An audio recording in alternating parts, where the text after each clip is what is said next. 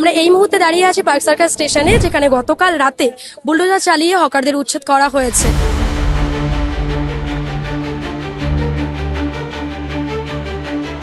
First दुकान जब आया ना गाड़ी, पहले दुकान मेरे ही तो। কি করে খাবে বাচ্চা নিয়ে মানুষরা মরে যাবে যে।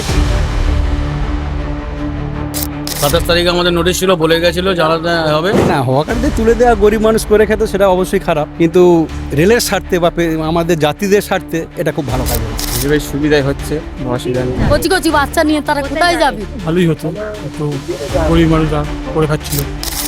ভালোই হয়েছে, খারাপ হয়নি, আবার কিছু লোকের ক্ষতি হয়েছে। এই এক একটা দোকানের নির্ভর হয়ে এক একটা সংসার চলে। ডিএম সাহেব বলছে যে আমরা ভাঙবই, কষ্টে দুঃখে সবাই কান্নাকাটি করছি, কিন্তু আমাদের একটাও কথা শোনেনি।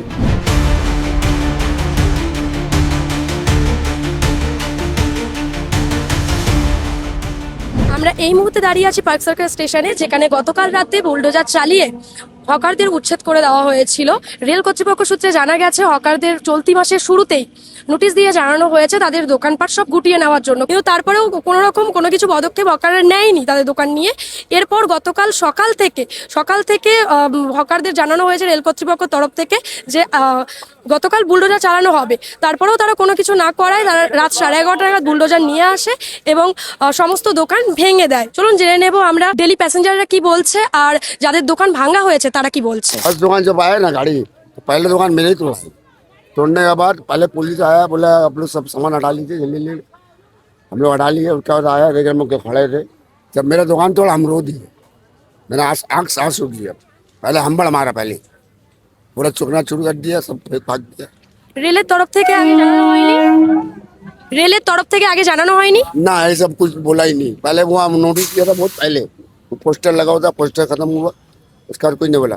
और कल जुम्मा का दिन मुहर्रम था, दूसरा दिन आके तोड़ दिए, कुछ आके बोला नहीं। सही रात को आया 6:30 बजे आया, 6:30 बजे के बाद 9 बजे एडम में मार दिया हम 9:10 बजे एडम पूरा तोड़ दिया। पहला दुकान मेरा ही तोड़ा। 4টে में একটা ছেলে, আমি আমার বউ, এই দিয়ে খাই, এই দিয়ে সব কিছু। আমরা পুরো হকারকে কখন কি চুরি হয় তো আমরা ধরি, আরপিএফ জিআরপিকে আমরা বলি আমি ধরিয়ে দিই, আমরা সব কিছু আমরা করি। এখানে কোনো কিছু হয় লেডিসকে কেউ ছেড়ে ছাড়ে করে আমরা হেল্প করি লেডিসদেরকে। এটা তো সব বন্ধ হয়ে যাবে, আমরা না থাকবো তো কী হবে। কেটে খাচ্ছিল, ওদের খারাপ হয়নি? ওরা গরিব মানুষ তো, সবাই গরিব মানুষ। আমরা কাজ করে খাই, তাহলে এবার যে ওইগুলো ভেঙে দিয়েছো, ঠিক আছে, এখন আমাদের লাগবে এখানে একটা কচি কচি বাচ্চা নিয়ে তারা কোথায় যাবে? হ্যাঁ বলো তোমরা। রোদ বৃষ্টি আমরা কাজের থেকে এসে এখানে দাঁড়ালে একটু জল খাওয়া পায়, একটু সবকিছু আমাদের খাওয়া পায়। আপনাদের দাবি কি, এখন কি চাইলেন? আমাদের দাবি এখানে পানি আমরা যেন সব খাবার পাই, জানো। এখানে কোনো কিছু নেই, কিছু নেই। এখানে সেটও লাগবে, এখানে সব খাবার দোকান লাগবে, পানিও লাগবে। সবাই হসপিটাল আসবে, কি করে খাবে বাচ্চা নিয়ে মানুষরা মরে যাবে যে। বলো, আপনারা বলবেন না, আমরা কিছু বলবো। 27 তারিখে আমাদের নোটিশ ছিল, বলে গেছিল জানাতে হবে। তারপর সকালবেলা বলে গেছিল। তারপর কি হলো, কখন আসলো ওরা? ওরা এসে গেছে আপনার 11:32 এসে গেছে। সেই সময় আপনারা ছিলেন এখানে? হ্যাঁ, আপনারা ছিলাম। কতক্ষণ চলেছিল? আমাদের খুব মিটিং চললো, ঠিক আছে। আমাদের সিপিএম নেত্রীরা এসেছিল, খুব মিটিং চললো। এইটাই হলো, সব দিয়ে হওয়ার পর তারপরে ওরা হোসিল বাজিয়ে আমাদেরকে নিচে লাভিয়ে দিল, ভোটে চলে দিল। আর আমাদের এই যে 5টা দোকান ছেড়ে দিয়েছে, আমরা কোর্টে কেস করেছিলাম বলে আমাদের 5টা দোকান ছেড়ে দিয়েছে, স্টে অর্ডারে আছে। তারপরে বাকি জানি না কি হবে। আর আমাদের এইটাই হলো কথা, আমাদের একটা দোকান থেকে কমসে কম 5টা পেট চলে। এই যদি কোনো পরিকল্পনা ব্যবস্থা করে তো খুব ভালো হবে, আর নাহলে আমরা না খেয়ে মরে যাবো। না, হকারদের তুলে দেওয়া গরিব মানুষ করে খেতে সেটা অবশ্যই খারাপ, কিন্তু রেলের স্বার্থে বা আমাদের জাতিদের স্বার্থে এটা খুব ভালো কাজ হয়েছে। যাত্রীদের কি অসুবিধা হতো? ওটা নামা চলাফেরা খুব অসুবিধা, সংকীর্ণ জায়গা, খুব সংকীর্ণ, শেড নেই, কিছু নেই, দাঁড়াতে পারে না, দাঁড়ানোর জায়গা নেই, বসার জায়গা নেই। হ্যাঁ, এটা খুব অসুবিধা তবু অনেকে হয়, লাইট ঠিক মতো জ্বলে না, এখানে খুব অসুবিধা হয়। বেশ সুবিধাই হচ্ছে, অসুবিধা নেই। কিরকম একটু বলবেন? কিরকম অসুবিধা হতো কি কোনো কিছু? না, কোনো অসুবিধা নেই। হকারদের কারণে কোনো অসুবিধা হতো না? তাহলে বলছেন যে ভালো হলো, কোন দিকটা ভালো হলো? সব দিক থেকে ভালো হচ্ছে। দেখুন, আমরা এখানে করে খাচ্ছি, আমরা অনেকেই গরিব মানুষ।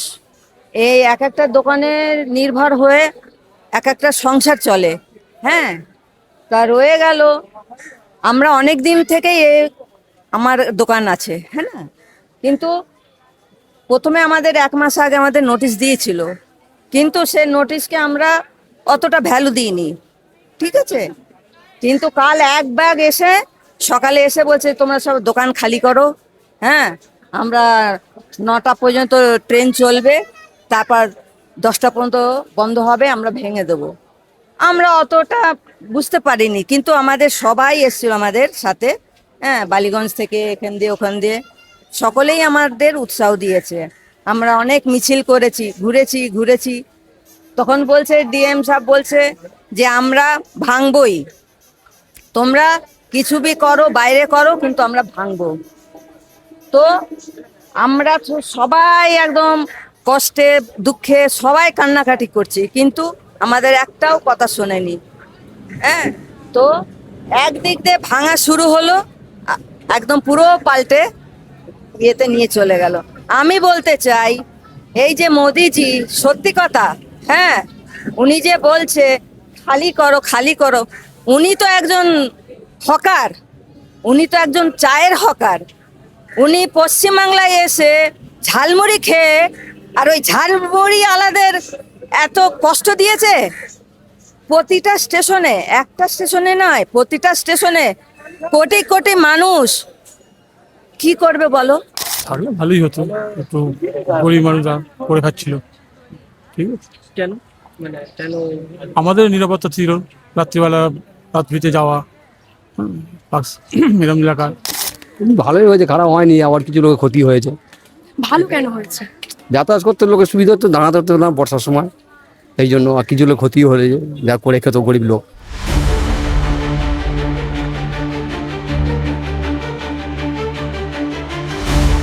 ক্যামেরায় তানসিক ঘোষের সঙ্গে রিপোর্টার রূপসোনা, বাংলা হান্ট, কলকাতা। আরও ভালো ভালো খবর দেখতে সাবস্ক্রাইব করুন বাংলা হান্টের ইউটিউব চ্যানেল। বাংলা হান্টের আরও খবর দেখতে নজর রাখুন। বাংলা খবর মানেই বাংলা হান্ট।